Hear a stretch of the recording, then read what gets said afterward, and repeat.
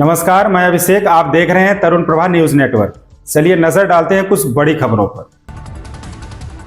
RSS प्रमुख मोहन भागवत ने नागपुर में एक सभा को संबोधित किया, जहां प्रधानमंत्री नरेंद्र मोदी ने माधव नेत्रालय प्रीमियम सेंटर की आधारशिला रखी। उन्होंने कहा, इतनी लंबी यात्रा के कारण समाज ने संघ के स्वयं सेवकों को देखा, परखा और स्वीकार किया है। परिणाम स्वरूप अनुकूल परिस्थिति बधी, बाधाएं भी दूर हुई और स्वयं सेवक आगे बढ़ रहे हैं। संघ के दर्शन में हम कह सकते हैं कि 1 घंटा आत्मविश्वास पर लगाएं और 23 घंटे उस विकास का उपयोग समाज के कल्याण के लिए करें। यही हमारा विजन है और हमारे सारे प्रयास इसी सिद्धांत से प्रेरित हैं। यही प्रेरणा है वो स्वयंसेवकों को अपने लिए कुछ न चाहते हुए सबके लिए कष्ट करने की प्रेरणा देती है। बदले में कुछ भी नहीं चाहते, करते जाते हैं। ऐसी लंबी यात्रा के कारण समाज ने देखा परखा संघ के स्वयंसेवकों को और मान लिया। उसके फलस्वरूप अनुकूलता भी आई, बाधा भी दूर हुई, आगे बढ़ रहे हैं स्वयंसेवक, लेकिन ध्येय की वही दृष्टि कायम है।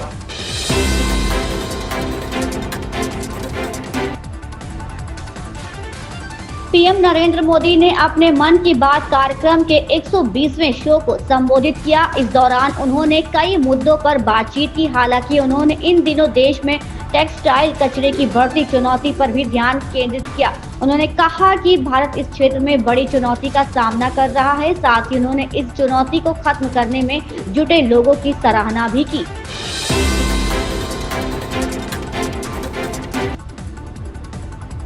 मॉस्को के एफएसडी खुफिया विभाग के मुख्यालय के उत्तर में अचानक पुतिन के काफिले में शामिल लिमोजीन कार में विस्फोटक हो गया। फुटेज के मुताबिक पहले कार के इंजन में आग लगी और बाद में ये अंदरूनी हिस्से तक फैल गई। रिपोर्ट में ये नहीं बताया गया कि घटना के वक्त कार कौन चला रहा था।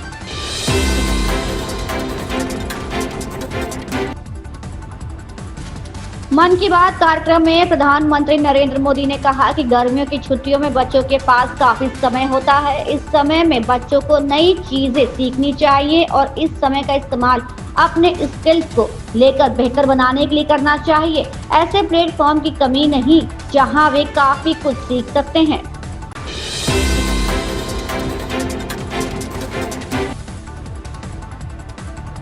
महाराष्ट्र के सीएम देवेंद्र फडणवीस ने कहा, ये गर्व की बात है कि आज माधव नेत्रालय का शिलान्यास हुआ है। दृष्टिहीनों को दृष्टि देने से बड़ा कोई ईश्वरीय कार्य नहीं है और ये कार्य संघ के स्वयं सेवक पिछले 30 सालों से कर रहे हैं। नागपुर में माधव नेत्रालय विदर्भ और महाराष्ट्र की ही नहीं बल्कि पूरे मध्य भारत के लिए नेत्र रोगों के लिए एक महत्वपूर्ण संस्थान के रूप में उभरेगा।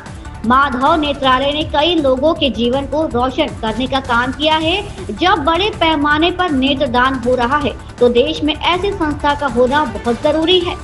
हम सभी के लिए ये बहुत ही हर्ष की बात है कि माधव नेत्रालय का आज भूमि पूजन हो रहा है। पिछले कई वर्षों से माधव नेत्र पीढ़ी कार्य कर रही है और कई लोगों के जीवन में प्रकाश लाने का काम इस माधव नेत्र पीढ़ी के माध्यम से लगातार किया गया है।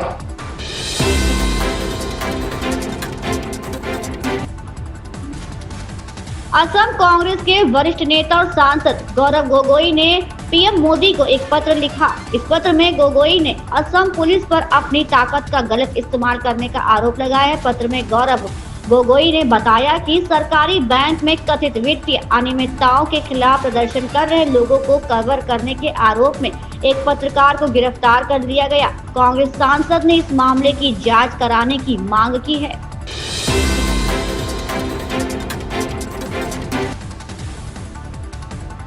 प्रधानमंत्री नरेंद्र मोदी ने रविवार को नागपुर का दौरा किया। इस दौरान पीएम मोदी ने संघ मुख्यालय जाकर संघ के संस्थापक डॉक्टर केशव बलिराम हेडगेवार और द्वितीय सरसंघ चालक माधव सदाशिव गोलवरकर को श्रद्धांजलि अर्पित की। उन्होंने माधव नेत्रालय आई इंस्टीट्यूट एंड रिसर्च सेंटर के नए भवन माधव नेत्रालय प्रीमियम सेंटर की आधारशिला भी रखी।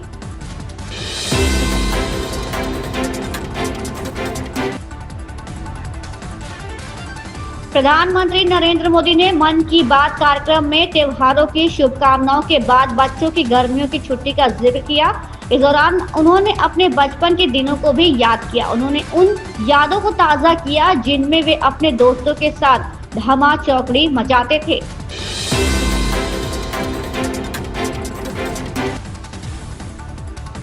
मुख्यमंत्री योगी आदित्यनाथ के नेतृत्व में उत्तर प्रदेश सरकार ने अवैध बूचड़खानों को बंद करने और धार्मिक स्थलों के 500 मीटर के दायरे में मांस की बिक्री पर प्रतिबंध लगाने का सख्त आदेश जारी किया है। नगर विकास विभाग के प्रमुख सचिव अमृत अभिजात ने सभी जिलाधिकारियों, पुलिस आयुक्तों और नगर आयुक्तों को बूचड़खानों को तत्काल बंद करने और धार्मिक स्थलों के पास मांस बिक्री पर प्रतिबंध लागू करने के निर्देश दिए हैं।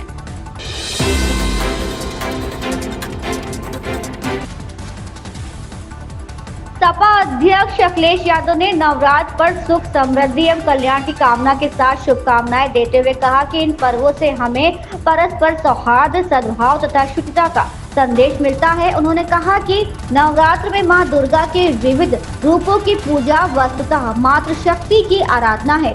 देवी तमाम शक्तियों का एकाकार रूप है। वो अन्याय और अनीति के विरुद्ध संघर्ष की प्रेरणा देती है।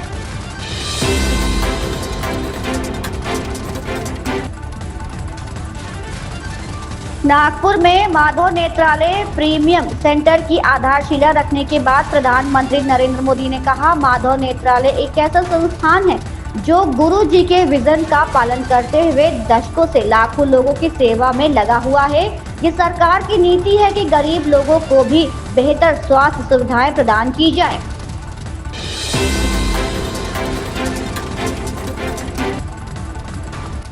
भारत के पूर्व खिलाड़ी और कमेंटेटर संजय मांजरेकर ने रोहित शर्मा के मौजूदा फॉर्म को लेकर बात की है। मुंबई का ये पूर्व कप्तान आईपीएल 2025 में 2 मैचों फेल रहा है। इसको लेकर उनकी आलोचना भी हो रही है। खराब शुरुआत के चलते एमआई को अपने शुरुआती 2 मैचों में हार का सामना करना पड़ा है। मांजरेकर ने रोहित के फॉर्म को लेकर गंभीर तस्वीर पेश करते हुए कहा कि इस सीनियर बल्लेबाज के हाथ से चीजें फिसल रही हैं।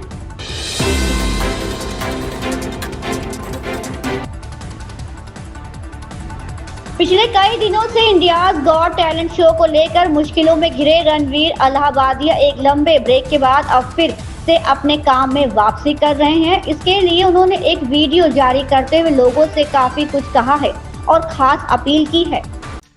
फिलहाल इन खबरों में बस इतना ही। लेटेस्ट अपडेट के लिए आप बने रहें तरुण प्रभा न्यूज नेटवर्क के साथ। चैनल को लाइक, शेयर, सब्सक्राइब करना बिल्कुल ना भूलें। धन्यवाद।